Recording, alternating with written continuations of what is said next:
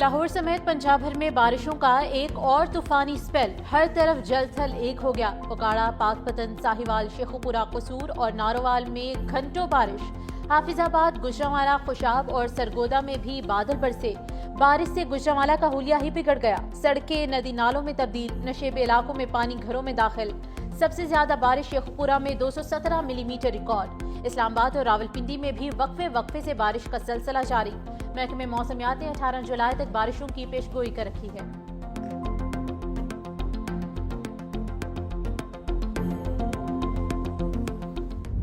लाहौर में 24 घंटों के दौरान मानसून बारिशों के 4 स्पेल। सबसे ज्यादा बारिश पाने वाला तालाब में 171 मिलीमीटर रिकॉर्ड। इकबाल टाउन में 169, ताजपुरा में 167, अपर मॉल में 162, फरुखाबाद में 157, समनाबाद 149, मुगलपुरा 135, लक्ष्मी चौक 133, चौक नाखुदा में 120 मिलीमीटर बारिश हो चुकी।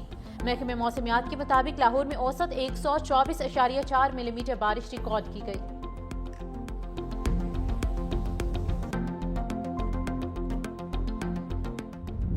हुकूमत ने महंगाई की आग पर पेट्रोल छिड़क दिया। पेट्रोलियम मसनूआत की कीमतों में इजाफे का ऐलान। पेट्रोल 5 रुपए 36 पैसे फी लीटर महंगा। नई कीमत 272 रुपए 15 पैसे फी लीटर मुकर्रर। हाई स्पीड डीजल की कीमत 11 रुपए 37 पैसे बढ़ा दी। डीजल 284 रुपए 35 पैसे फी लीटर हो गया। पेट्रोलियम मसनूआत महंगी होने पर शहरी पट पड़े। हुकूमत से फैसला वापस लेने का मुतालबा किया।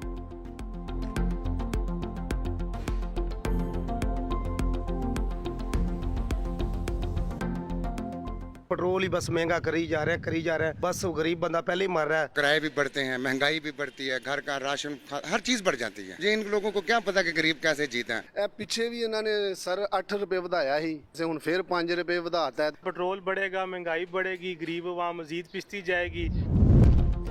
डेरा इस्माइल खान में दहशतगर्दों की फायरिंग से 2 पुलिस एहलकार शहीद। पुलिस से पीछा करके एक दहशतगर्द को हलाक किया, 2 को जख्मी कर दिया। कलाशी में शहीद होने वाले दोनों एहलकार सौदा सलफ लेने शहर जा रहे थे। पुलिस का इलाका घेरे में लेकर सर्च ऑपरेशन। फायरिंग के तबादले में एक दहशतगर्द मारा गया, 2 जख्मी हो गए। सर्च ऑपरेशन ताहाल जारी।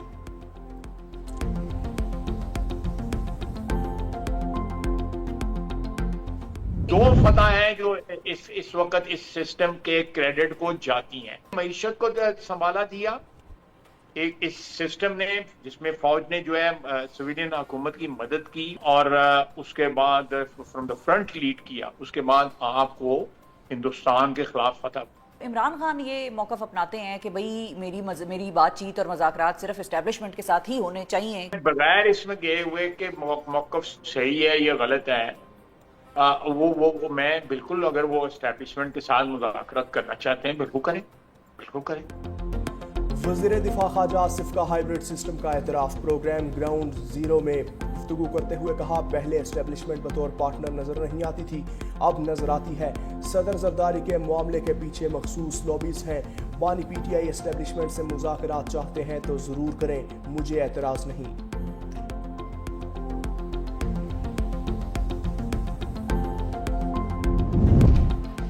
तहरीक इंसाफ में इख्तलाफात वाज़ेह। बैरिस्टर गोहर और अली जफर के मुतज़ाद बयानात। सेनेटर अली जफर कहते हैं बानी ने तहरीक चलाने का ऐलान किया था, इसके बाद पार्टी के अंदर शदीद कन्फ्यूजन पैदा हो गई। लाहौर मीटिंग के बाद इख्तलाफात उभर कर सामने आए क्योंकि बानी का पैगाम कुछ और था, जबकि पार्लिमानी कमेटी में बिल्कुल मुख्तलिफ बातें हुई। एक माह से बानी से मुलाकात वाली फहरिस्त में शामिल नहीं किया जा रहा। आलिया हमजा पंजाब की चीफ ऑर्गेनाइजर हैं, उन्हें सेनेट के मामलात पर बरवक्त इत्तला देनी चाहिए थी। बैरिस्टर गोहर कहते हैं पार्टी में कोई इख्तलाफ नहीं, महज गलत फहमियां पैदा की जा रही हैं। बानी ऐलान कर चुके कि 5 अगस्त को तहरीक अपने उरूज पर होगी। शेख वकास अकरम और आलिया हमजा से बात हो चुकी, तमाम गलत फहमियां दूर कर दी। बानी से पार्टी की सियासी क़यादत को मुलाकात की इजाज़त नहीं मिली। बैरिस्टर सैफ, एडवोकेट चौधरी ज़हीर अब्बास, नौरीन और उज़मा खान की बानी से मुलाकात।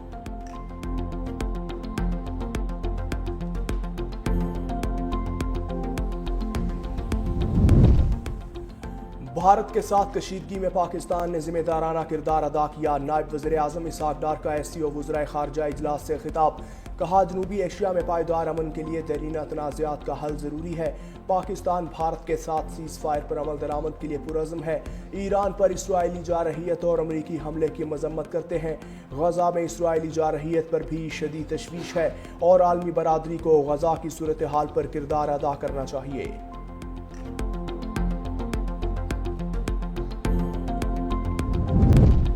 وزیر خزانہ تاجر برادری کی ہڑتال رکوانے کے لیے ان ایکشن۔ محمد اورنگزیب سے تاجر برادری کے مذاکرات، اعلامیہ جاری۔ فائنانس ایکٹ کے تحت متعارف کرائے گئے سیکشن 37A پر غور۔ وزیر خزانہ کی کاروباری برادری کو مکمل تعاون کی یقین دہانی۔ کہا حکومت کا مقصد بڑے پیمانے پر ٹیکس فراڈ کی روک تھام ہے۔ معاون خصوصی ہارون اختر کی سربراہی میں کمیٹی قائم کرنے کا فیصلہ۔ کمیٹی آئندہ 30 دنوں میں درپیش مسائل پر تفصیلی مشاورت کرے گی۔ صدر لاہور چیمبر کہتے ہیں حکومت 37A 1 ماہ کے لیے مؤخر کرے ورنہ ہڑتال کریں گے۔ آل پاکستان تنظیم تاجران کے وفد کی FBR حکام سے مذاکرات۔ FBR کی 2 لاکھ روپے بینک میں جمع کرانے پر کٹوتی نہ کرنے کی یقین دہانی۔ کراچی میں گھروں کا صفایا کر کے کروڑ پتی بننے والی ایک اور ماسی گرفتار۔ ملزمہ مہرین کو بانی PTI سے ایوارڈ بھی مل چکا۔ ڈیفنس پولیس کے مطابق گھریلو ملازمہ نشاور چائے پلا کر واردات کرتی تھی۔ ملزمہ کو چند روز پہلے فیروز آباد پولیس نے چوری کے الزام میں گرفتار کیا۔ ملزمہ اسلام آباد جیل میں 3 سال گزار چکی ہے۔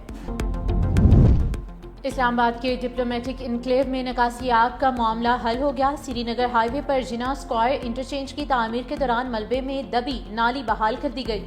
نالی کی بندش سے پہلے سفارتی انکلیو میں بارش کا پانی جمع ہو گیا تھا۔ نکاسی کا نظام مکمل بحال، پانی روانی سے بہہ رہا ہے۔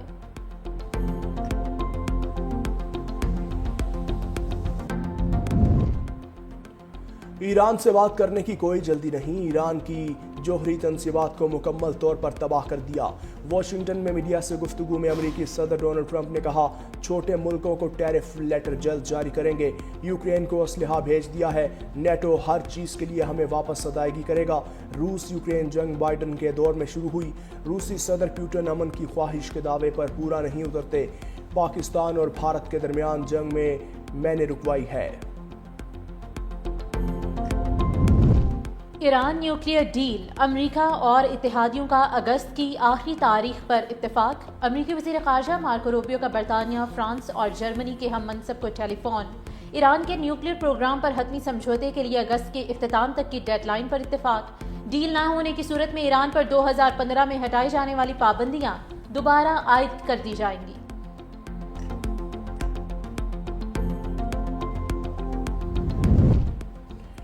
برازیل، چین اور بھارت نے روس کے ساتھ تجارت جاری رکھی تو پابندیاں لگا دیں گے۔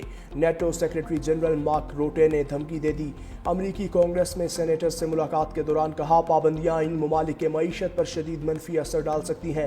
کوئی رہنما روسی صدر ولادیمیر پوٹن کو فون کر کے کہیں کہ وہ امن مذاکرات کو سنجیدگی سے لیں ورنہ اس کے نتائج برازیل، بھارت اور چین پر بڑے پیمانے پر واپس آئیں گے۔ یورپ یوکرین کو امن مذاکرات میں بہترین پوزیشن پر لانے کے لیے درکار مالی وسائل فراہم کرے گا۔